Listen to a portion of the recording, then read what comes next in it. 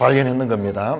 이건 어떤 책을 보거나 이렇게 하는 것이 아니고 성경 읽다가 보니까는 보이는데, 이 발견하면서 하나하나 추가할 적에 내 마음이 어땠을까, 내 심정이 어땠을까 아시는 분은 아실 거예요. 얼마나 놀라운지 소름 끼치는 거예요. 그러면서 이야, 정말 하나님 말씀이구나, 하나님 말씀이구나. 난 서너 개 나오고 끝날 줄 알았어. 그런데 계속 나오는 거죠. 자, 다시 볼까요? 15번입니다. 15번.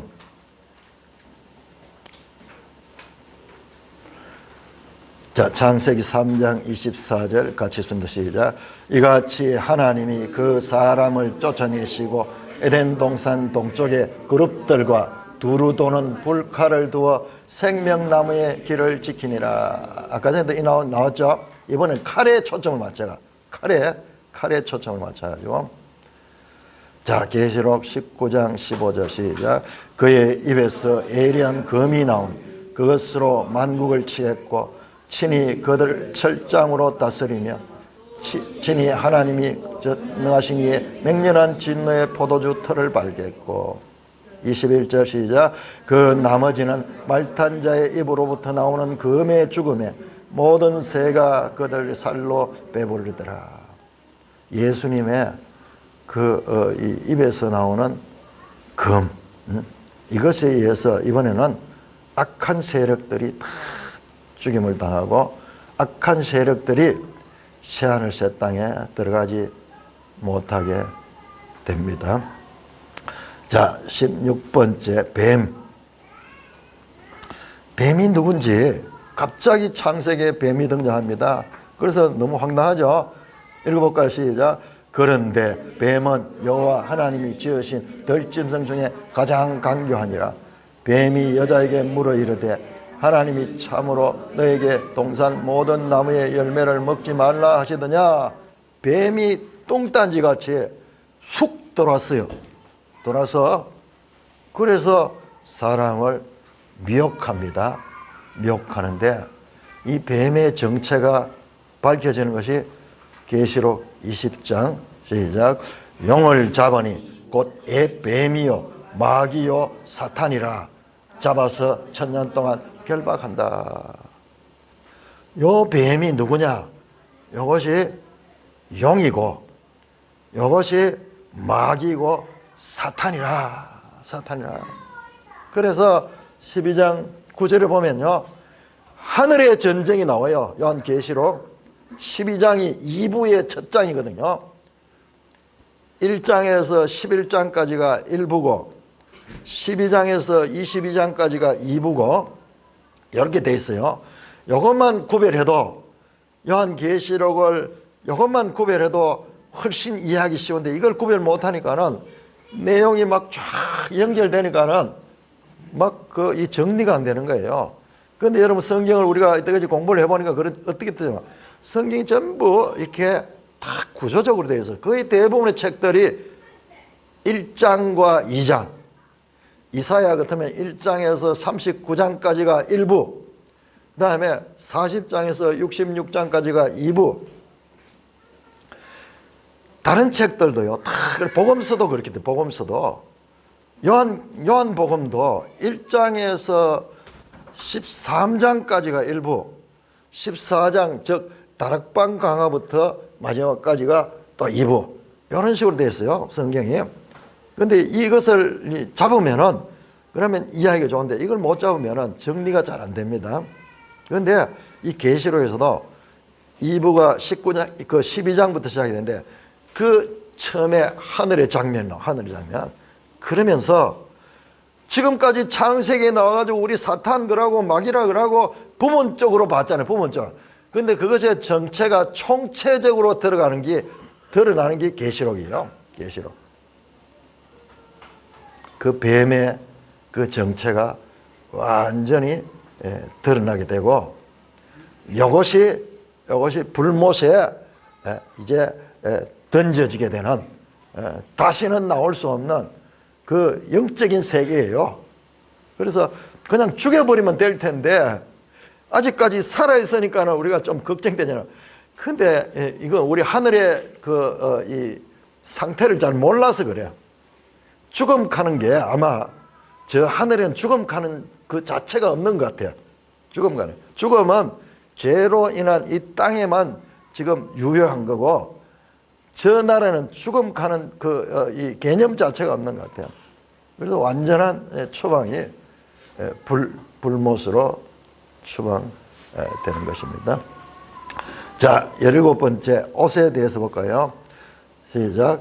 여호와 하나님이 아담과 그의 아내를 위하여 가죽옷을 지어 입히니라. 갑자기 가죽옷 이야기가 툭 튀어나오죠. 가죽옷. 가죽옷이 도대체 뭔가? 그 전에 어떻게 합니까? 사람들이 자기 손으로 갑자기 죄를 짓고 나니까는 빨가벗은 것이 부끄러워져서, 그래서 그 부끄러움을 가리기 위해서 스스로 무화과나무 잎을 취해가지고 그것으로 을기설기 치마를 만들었어요.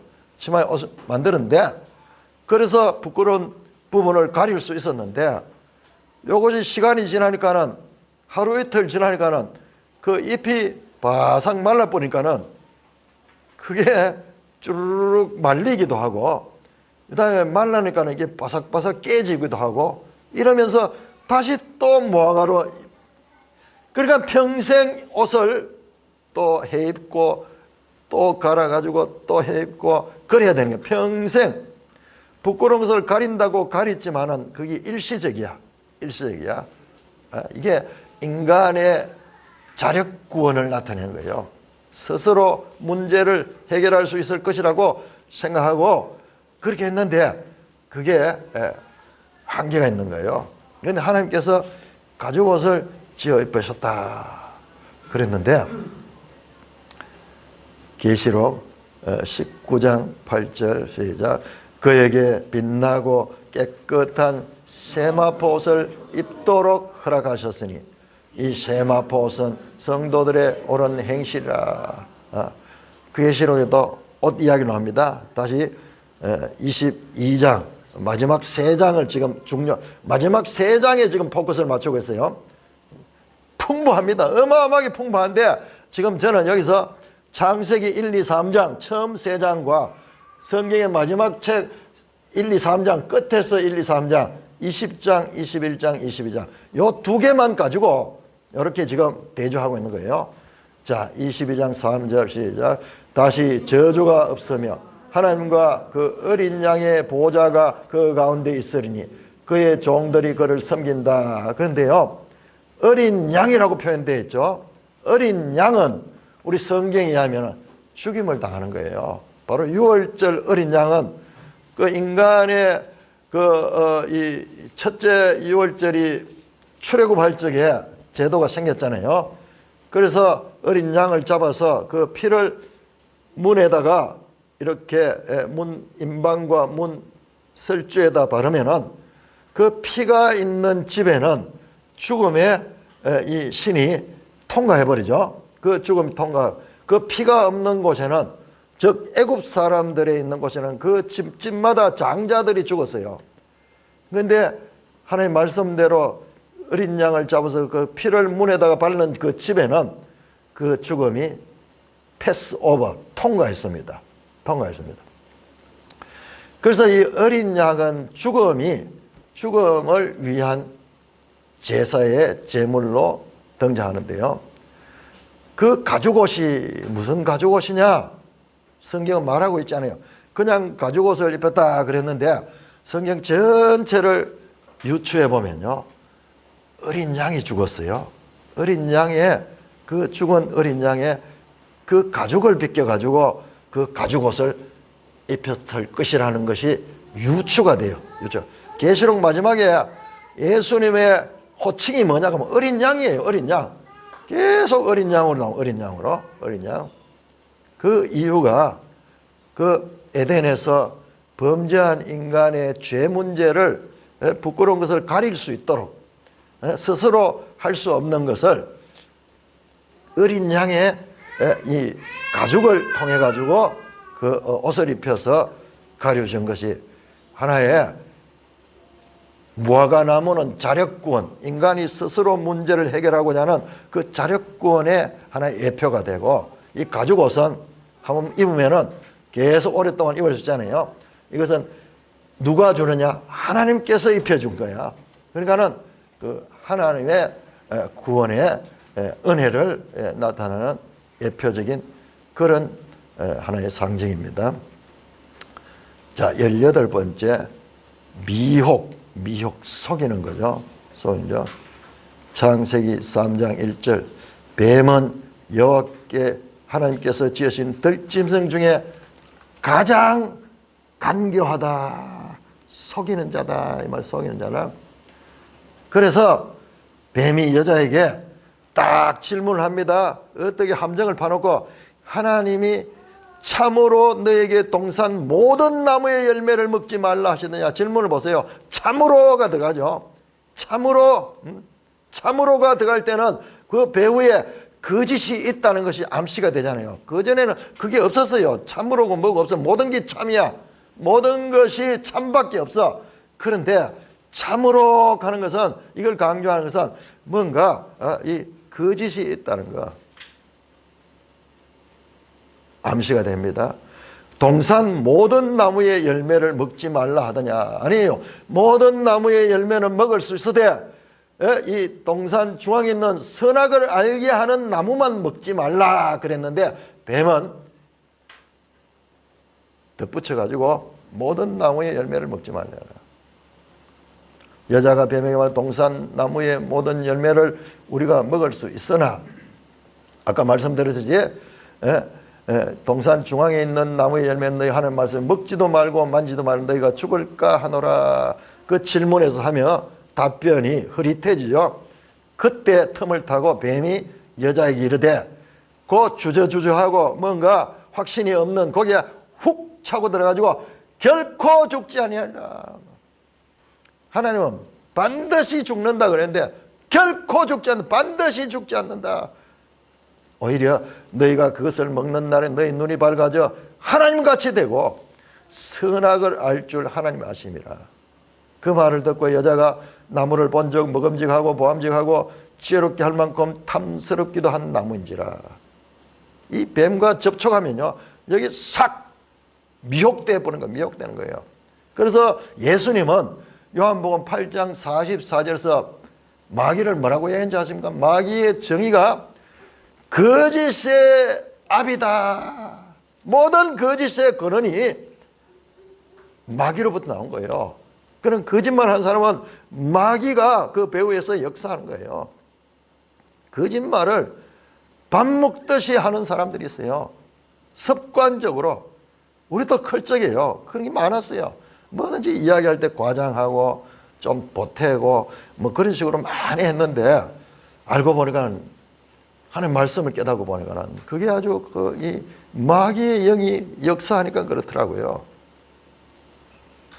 그래서 이 못 당하는 거예요.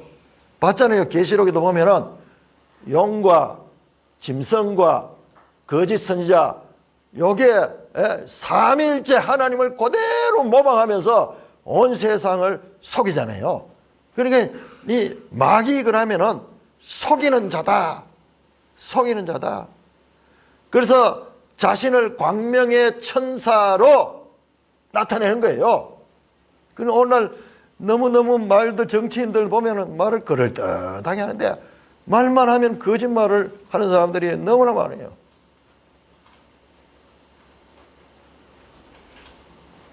자, 그 미혹이 어떻게 일어나는가? 계시록 20장 8절에서 10절 같이 읽읍시다. 시작.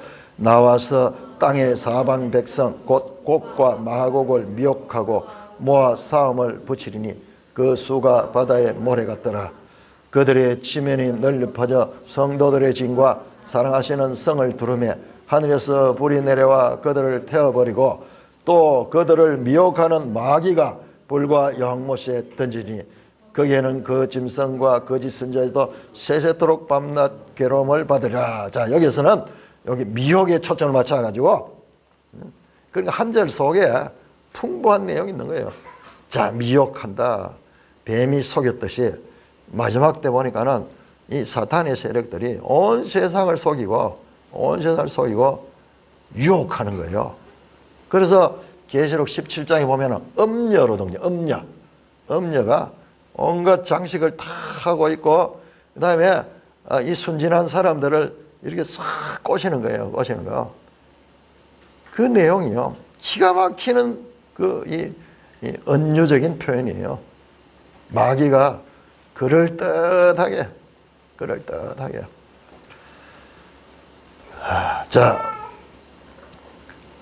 19번째, 만물.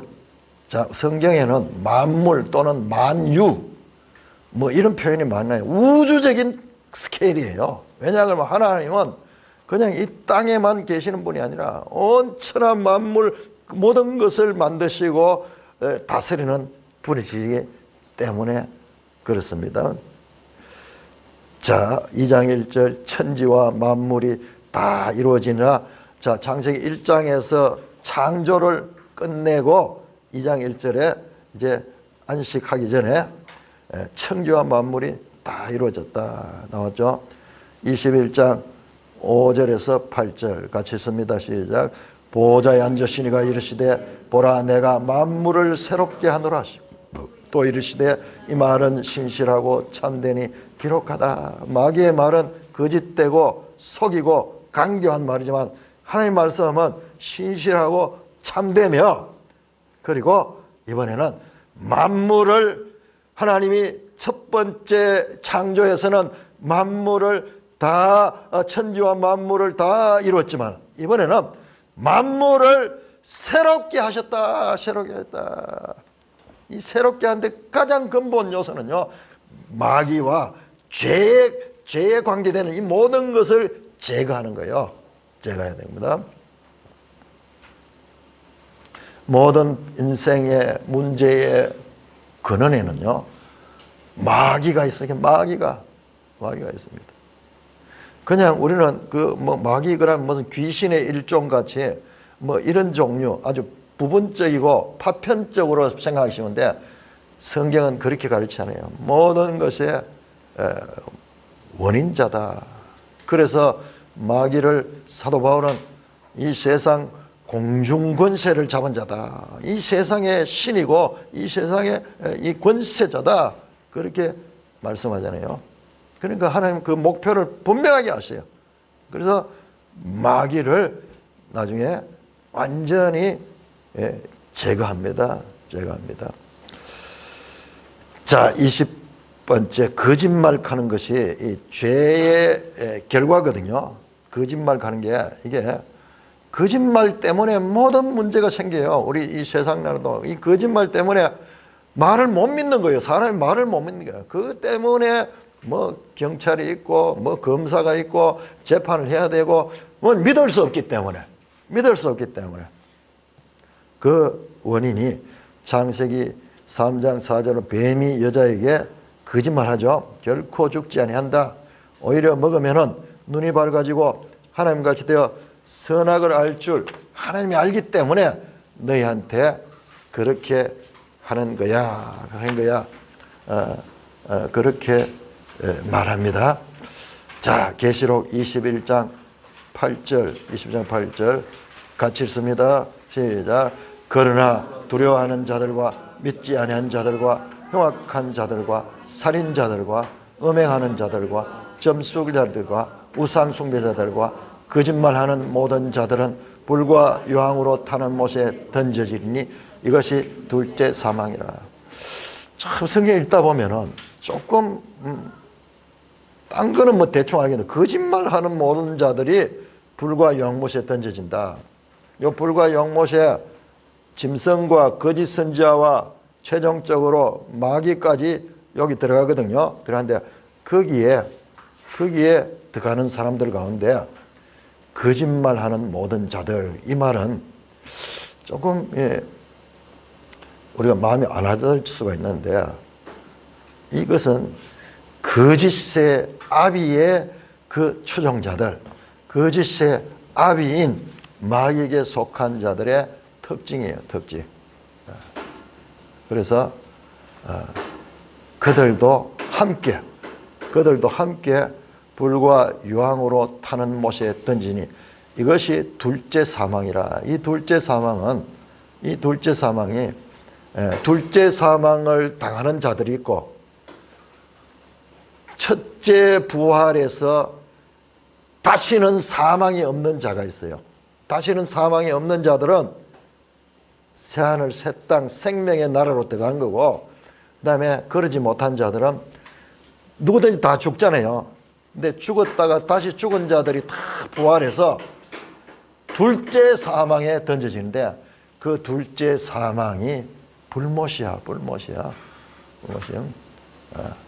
그러므로 이 모든 것들이 하나님의 이 경륜에서 나타나는 것입니다. 그래서 거짓말하는 몸자 상당히 소홀하게 보기 쉬운데, 그 원인자와 연결된 원인자와 연결. 자, 그 다음에는 이제 이외에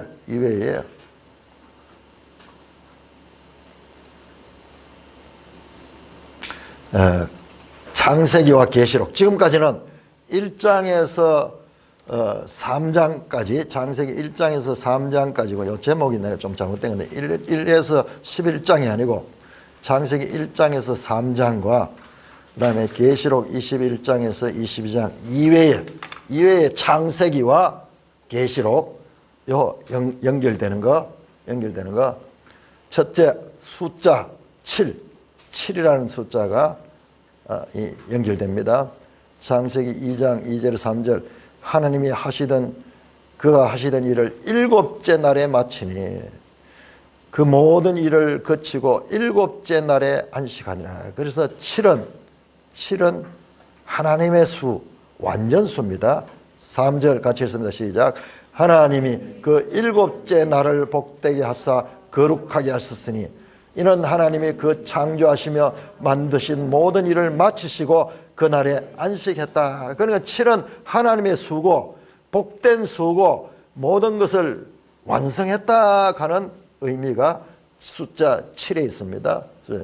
계시록은 전부 7로 되어 있어요. 숫자 7 교회, 그 다음에 7 별, 7 금초대, 그 다음에 이 7 인, 7 나팔, 7 대접 등등. 계시록에는 7이라는 수가 가득하고요. 뿐만 아니라 구체적으로 7이라고 말하지 않더라도 아까 말씀드렸죠.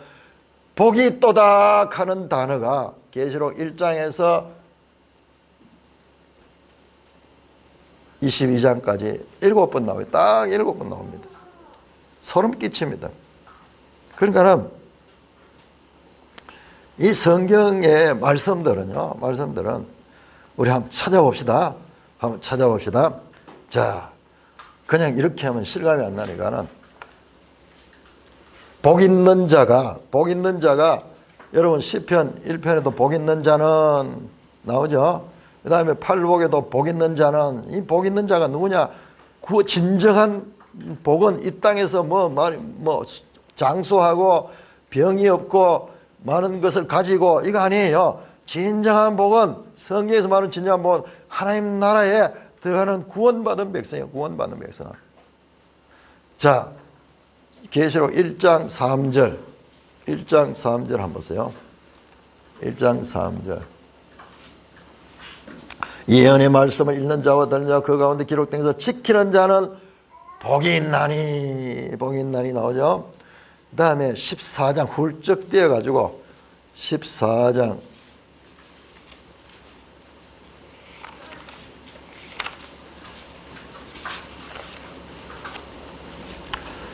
13절 13절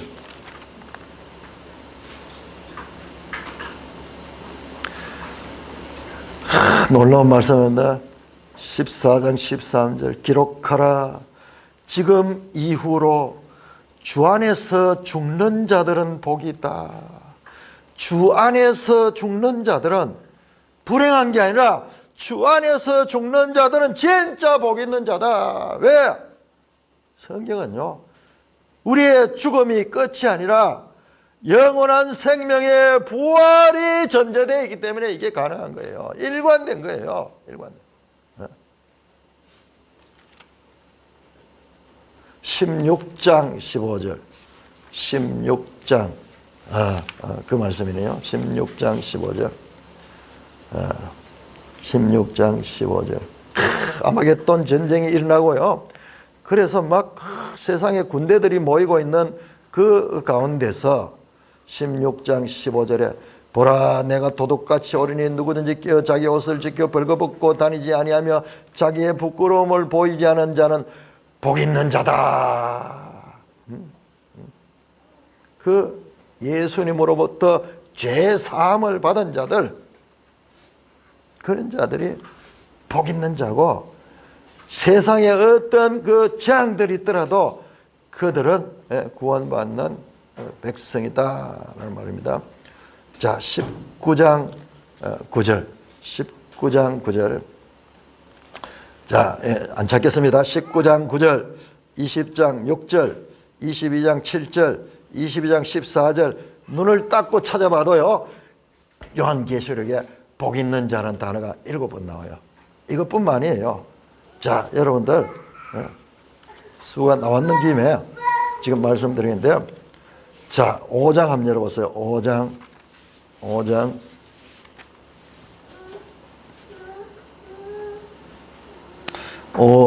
12절 5장 12절 우리 같이 한번 읽읍시다. 시작.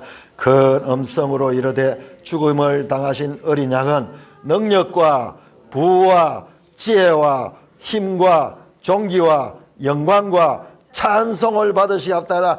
딱 이 하나님을 경배하는데 7번의 그 7의 그 모양을 가지고 그 모습을 지금 강조하고 있습니다.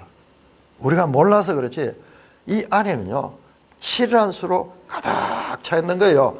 그걸 알면은 666 하는 그 수가 뭔가 하는 게 확 드러나죠. 전부 7로 되어 있는데 666이 있는 것입니다. 자, 다음에 이제 피의 호소, 여러분 창세기 11쪽입니다. 창세기 4장 10절 11절. 그 가인이 아벨을 죽였잖아요. 아벨을 죽고 난 다음에 하나님이 가인에게 말합니다. 네가 무엇을 하였느냐? 네 아우의 핏소리가 땅에서부터 내게 호소한다. 억울한 죽음을 당한 아벨의 피가 말하는 거예요. 피가 소리를 지르는 거예요. 땅에서 내게 호소한다. 땅이 그 입을 벌려 네 아우의 손으로부터 아우의 피를 받았은즉 네가 땅에서 저주를 받는다. 피 흘린 이 억울한 아벨의 그 피가 하나님을 향하여 소리를 지르는데 하나님 그 소리가 들리는 거예요. 자, 계시록 6장 9절 10절 같이 했습니다. 시작. 다섯째 인을 떼실 때에 내가 보니 하나님의 말씀과 그들이 가진 증거로 말미암아 죽임을 당한 영혼들이 제단 아래 있어 큰 소리로 불러 이르되 거룩하고 참되신 대주제여 땅에 거하는 자들을 심판하여 우리 피를 갚아주지 아니하시기를 어느 때까지 하시나이까. 그러면서 피의 호소가, 무죄한 자의 피의 호소는 하나님의 관심의 대상이고 하나님은 그것을 보는 거예요. 그것이 보이는 거예요. 하나님 눈에는. 자, 왕과 제사장입니다. 앞에서 말씀드렸듯이 이 아담을 만들 적에 아담을 만든 목적이 하나님께서 다스린 자가 바로 왕이에요. 왕, 통치자, 왕권을 말씀했습니다. 자, 그런데 그리고 창세기 2장 15절도 여호와 하나님이 그 사람을 이끌어 에덴 동산에 두어 그것을 경작하며 지키게 하시다. 경작하다. 아베드. 지키다 사마르. 경작하고 지키다. 그렇죠? 그래 이 아담이 통치자로 만들었거든요. 그런데 계시록 1장 6절 보시다. 1장 6절 같이 읽습니다. 시작. 그의 12쪽입니다. 12쪽 계시록 1장 6절 시작. 그의 아버지 하나님을 위하여 우리를 나라와 제사장으로 삼으신 그에게 영광과 능력이 세세토록 있기를 원하냐. 여러분 나라와 하는 게요. 나라와 하는 게 이 바실레이아인데 이거는 나라로도 번역이 되고 왕으로도 번역이 왕. 그러니까는 아담이 다스린 자잖아요. 그 다음에 그 아담이 경작하며 지키는 자였거든요. 경작하고 지키다. 여기 아바득하는 게 여러분 그 영어 성경을 한번 보세요. 영어 번역이 뭐 serve 봉사하다. 여러분 봉사가 뭐냐? 예배가 봉사예요. 예배가 worship 봉사예요.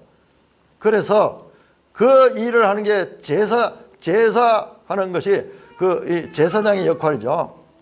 그러니까 우리를 즉 그리스도인들을 나라와 제사장으로 삼았던 것은요, 아담이 잃어버리기 전에 원래 가지고 있던 그 직분이에요. 그 직분을 그 예수님께서 우리에게 회복시켜 주셨다는 것입니다. 자, 이런 내용들은 다른 성경에도 많이 나오죠. 베드로전서에도 나오고 이러는데 그거 다 지금 생략하는 거예요. 지금 계시록하고 창세기만 연결시키는 거예요. 베드로전서 2장 9절도 그 이야기 나오죠. 우리를 왕과 제사장으로 삼았다. 자, 5장 10절 시작. 그들로 우리 하나님 앞에서 나라와 제사장을 삼았으니 그들이 땅에서 왕노하다. 여러분 그냥 말이 아니고 아담이 가지고 있던 그 직분이에요. 그 직분을 예수 그리스도께서 다시 우리에게 회복시켜 주셨다. 첫째 부활에 참여한 자는 복이 있고 거룩하다. 1000년 동안 끝에 하나님의 그리스도의 제사장이 되어 1000년 동안 그리스도와 더불어 왕노릇한다. 제사장과 왕의 노릇. 이게 아담이 가지고 있던 그 직분입니다. 22장 5절 나오죠. 세세토록 왕노릇한다. 자, 두 번째로 이제 성은 도시를 이야기합니다. 시티. 처음으로 이 가인이 이 성을 샀습니다. 4장 17절 창세기에 가인이 성을 쌓고 그의 아들들의 이름을 성의 이름으로 하여 에녹이라는 이름이 가인의 아들이 있어. 그 창세기 5장에 나오는 에녹이 아니고, 그래서 그 성을 에녹성이라고 불렀어. 가인의 성입니다. 가인의 성. 범죄한 인간이 최초로 도시를 만들었습니다. 그래서 이 도시 안에서는 온갖 문명과 산업과 그리고 어떤 그 예술 뭐 이런 것들이 나와서 인간을 위로해주고 인간을 이 땅에서 살아갈 수 있도록 해주는 그런 문명이 출발이 됐는데, 계시록 21장 10절에는 성이 나오는데 그 성은 사람이 만든, 가인이 만든 성이 아니고 사람이 만든 성이 아니고 하늘에서 내려온 성, 하나님께서 만드셔서 하나님께로부터 하늘에서 내려온 거룩한 성 예루살렘이 내려오고 있습니다. 자, 13쪽으로 넘어갑니다. 13쪽.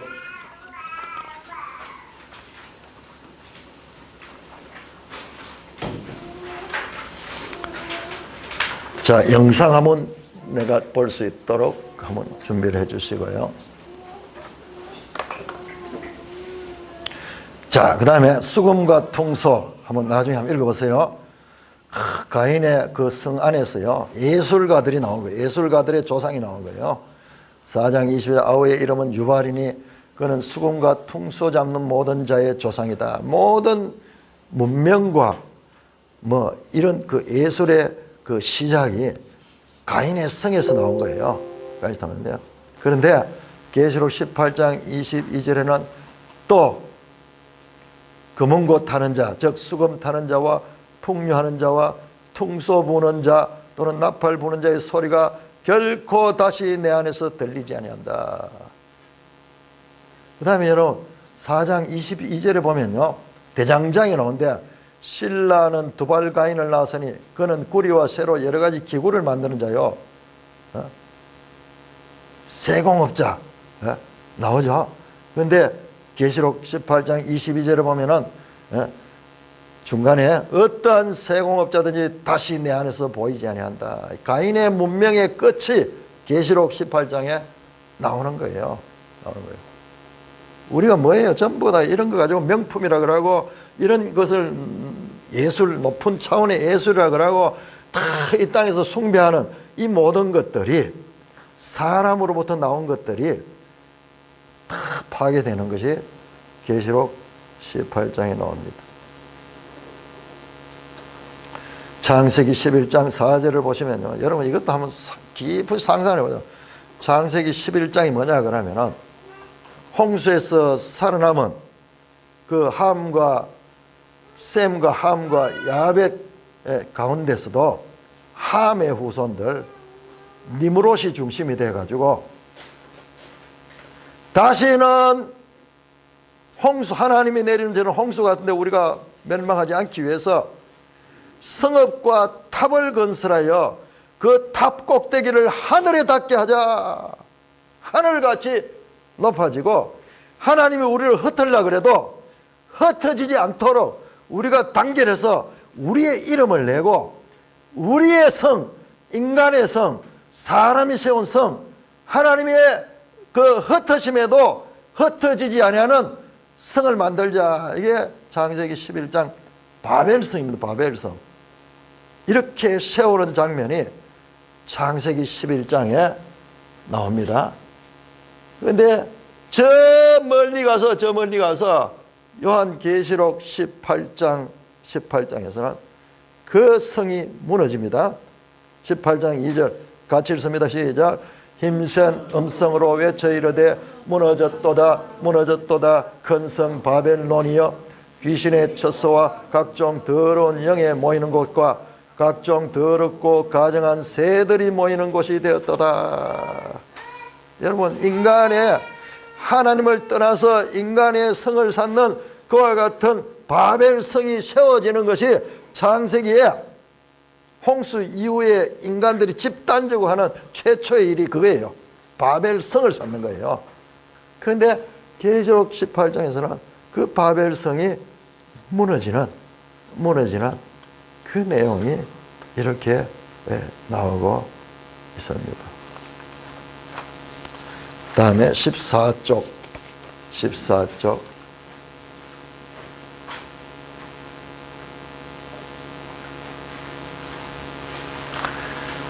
창세기 4장 19절에 라멕이 두 아내를 맞아 하나는 이름은 아다요 하나의 이름은 실라다.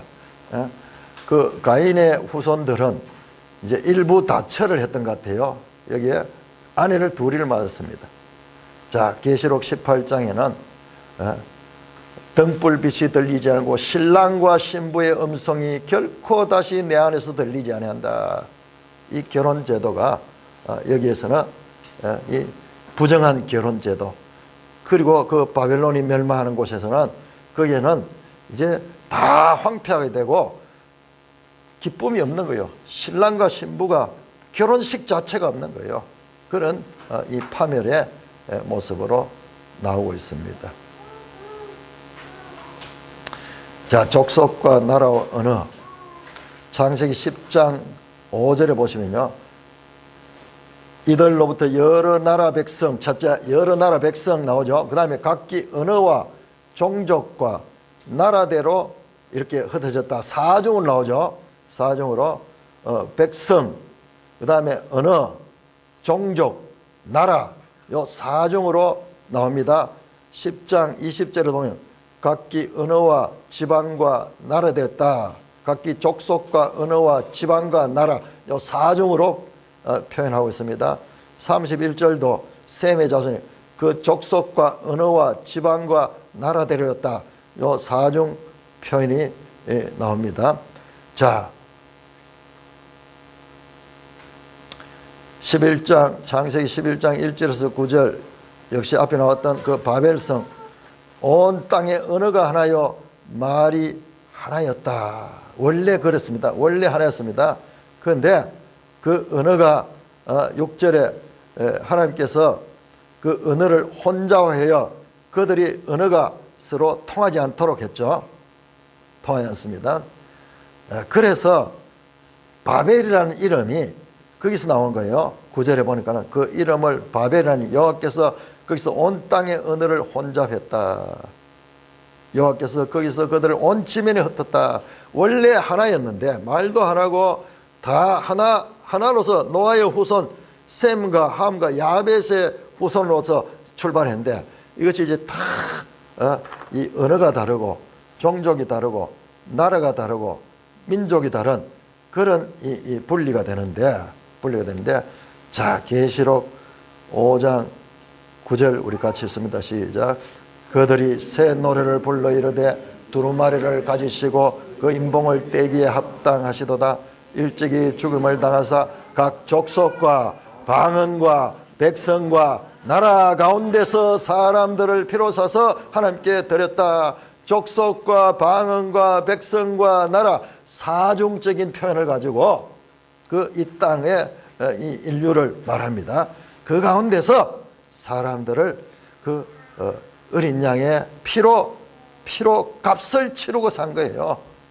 자, 7장 9절도 마찬가지로 이후에 내가 보니 각 나라와 족속과 백성과 방언에서 아무도 셀 수 없는 큰 무리가 나오죠. 이것도 4중으로 그렇게 창세기와 짝을 이루고 있습니다. 자, 15쪽입니다. 15쪽.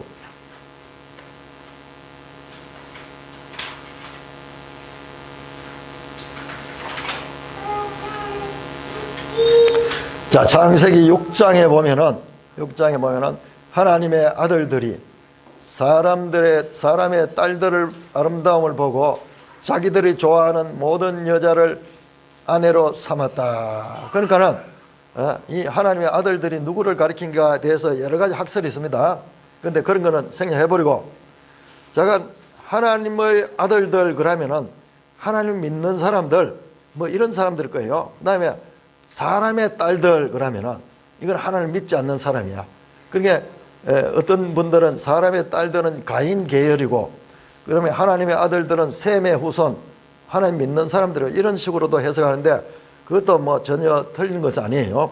자관 믿는 자들과 믿지 않는 자들이 어떻게 하느냐? 자기들이 좋아하는 모든 여자를 아내로 삼았다. 그러니까는 하나님 백성들과 하나님 믿지 않는 자들이 서로 이렇게 결혼을 하게 되는 거죠. 그러니까 그것이 하나님은 너무나 그것이 하나님 마음 아픈 거예요. 우리는 이해 못하는 거야. 우리는 보기에는 똑같은 사람이고, 그런데 6장 3절에 여호와께서 이르시되 나의 영이 영원히 사람과 함께 하지 아니라 이는 그들이 육신이 됨이라. 자, 사람이 육신이잖아요. 사람이 육신을 갖잖아요. 그런데 하나님 여기서 그들이 육신이 됐다 하는 것을 아주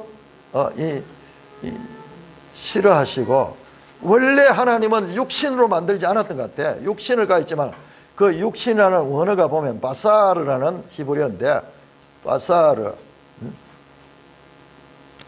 여러분 그 단어를 쭉 찾다 보면 거기 나오네요. 저 육신 의미와 첫째 프레시, 이 육체, 고기를 이야기합니다.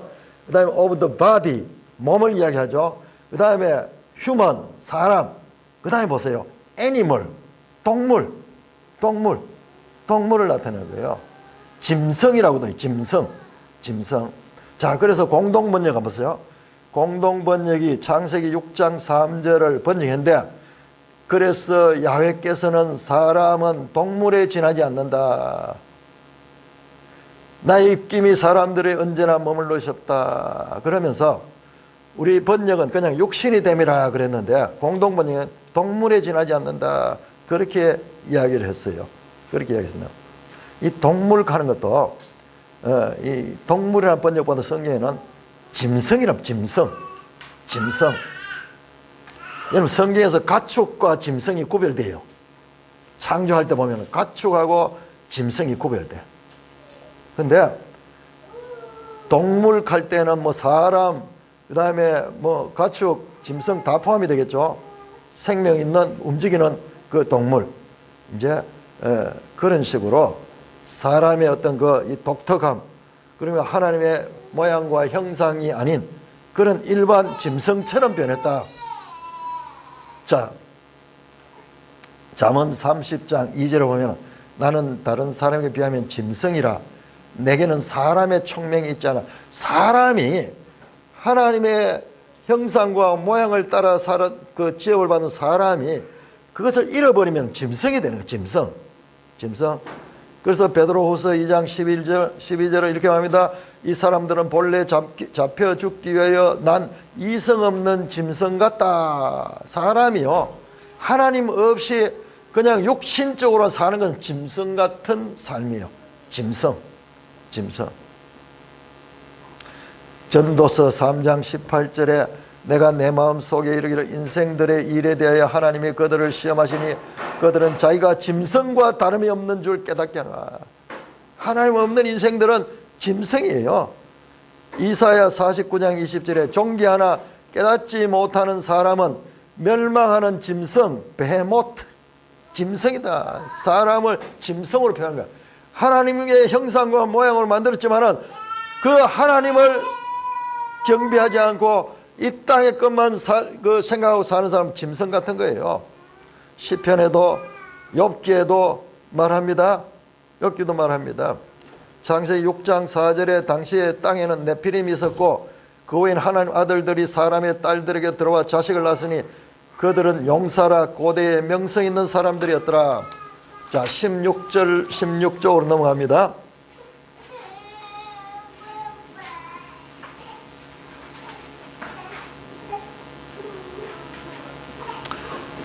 창세기 6장 7절 내가 창조한 사람을 내가 지면에서 썰어버리되 사람으로부터 가축과 기는 것과 공중의 새까지 그래 이는 내가 그것을 지었음을 한탄합니다. 여기 가축이라고 번역되는 게 가축보다는요 베헤맛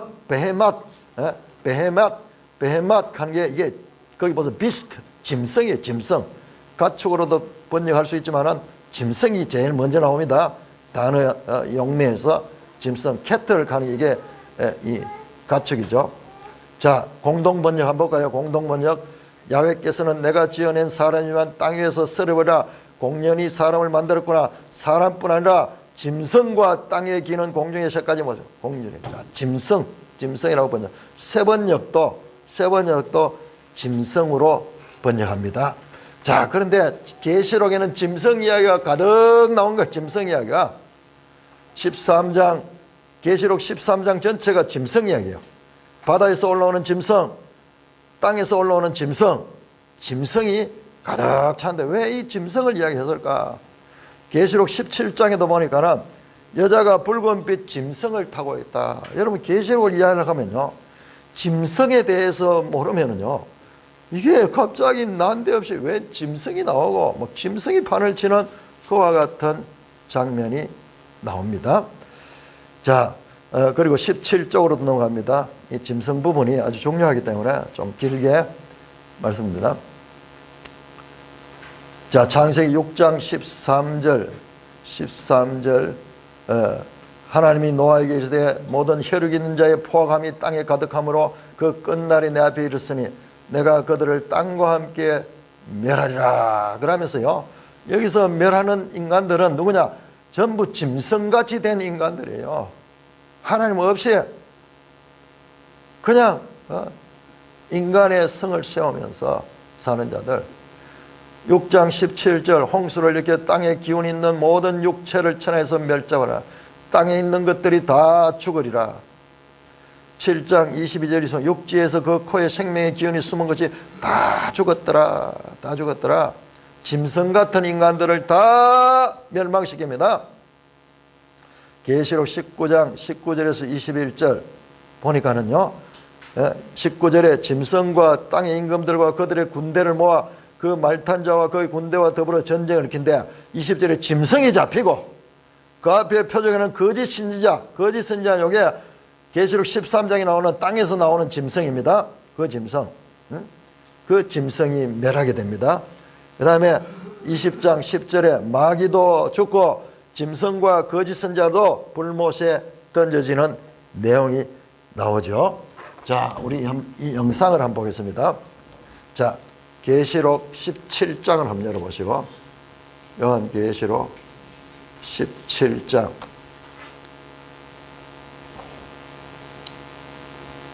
17장이 지금 여기에 나오는 영상에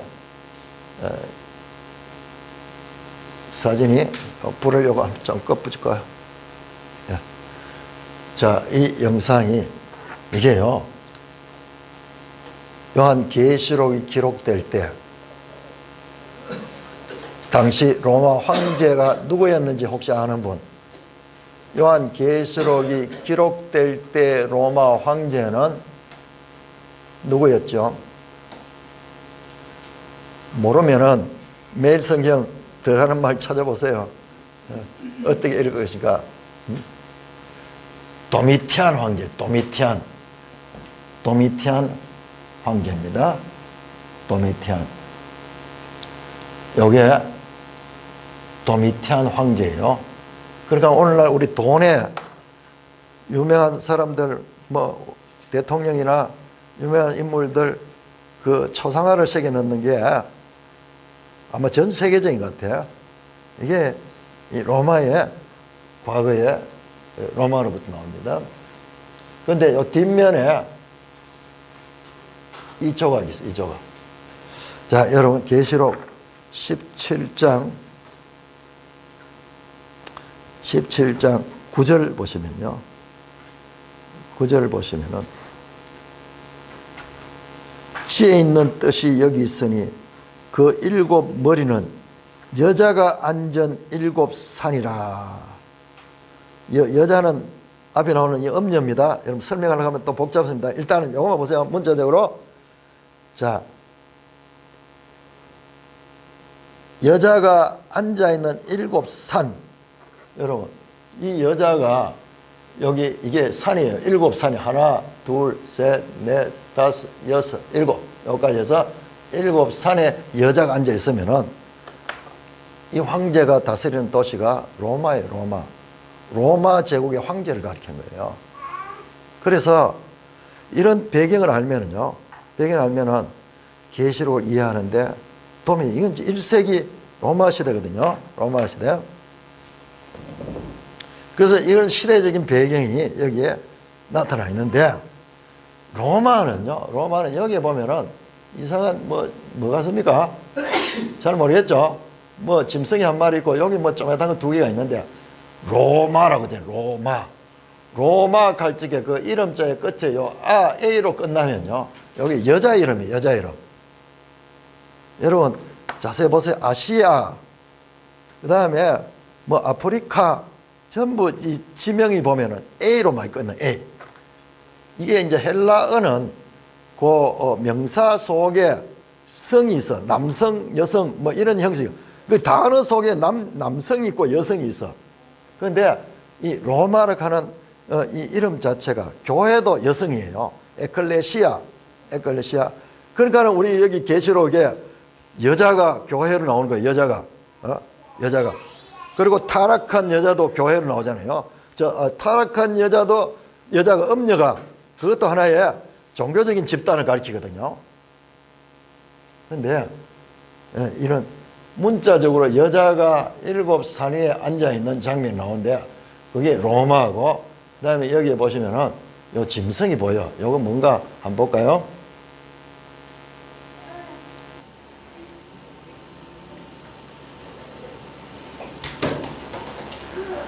자, 그 짐승이 요거예요. 요거 늑대가 있고 여기 아기가 둘이가 늑대의 젖을 먹는 거예요. 이게 로물루스와 레무스 가는 쌍둥이 아들인데 이 사람들이 로마의 시조예요. 로마의 시조. 우리 시조가 뭐 당군 가듯이 로마의 시조가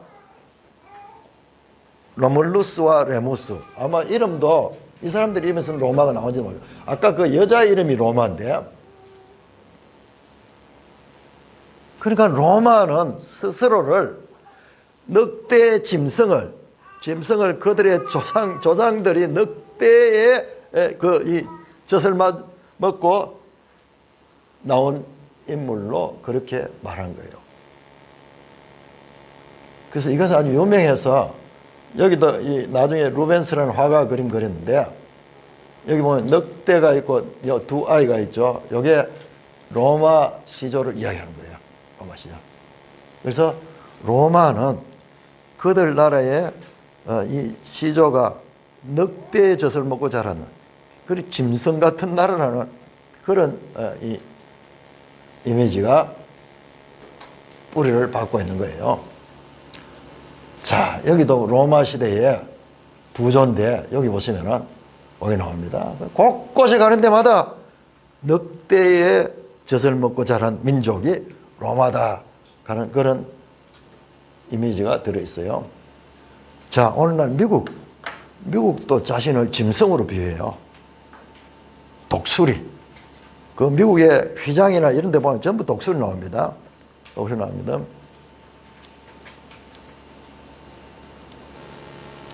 그렇죠? 이거 많이 봤죠?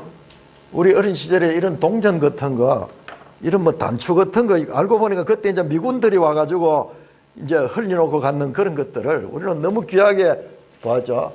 그 단추 같은 데 보면 이런 조각들이 있고, 돈에도 보면 여기 나오기도 하고, 그런 게 무슨 말씀 하려고 하나? 성경에서 이 나라들을 짐승에다 비유를 했는데, 이 다니엘서도 그렇고 한데, 이게 실제로 지금도 그렇게 하고 있는 거예요.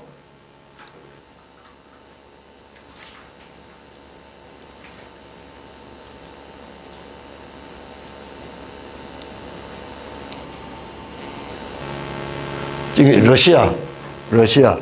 러시아는 곰을 자기들이 상징을 해요. 여러분, 우리 계시록에서 또는 저 다니엘서나 성경에서 오늘 방금 여기도 말 짐승 이야기 하듯이, 창세기 짐승 이야기 하듯이 하나님 없이 그냥 본능적으로 그렇게 인간이 마치 자기가 신인 것처럼 그렇게 마음대로 욕심대로 살아가는 존재가 짐승이에요, 짐승. 그래서 이 짐승 같은 나라들이 서로 막 싸우고 있는 그런 현실이 우리가 살고 있는 세상인데, 이게 성경을 스스로 성취시켜주고 있는 것입니다. 나오죠?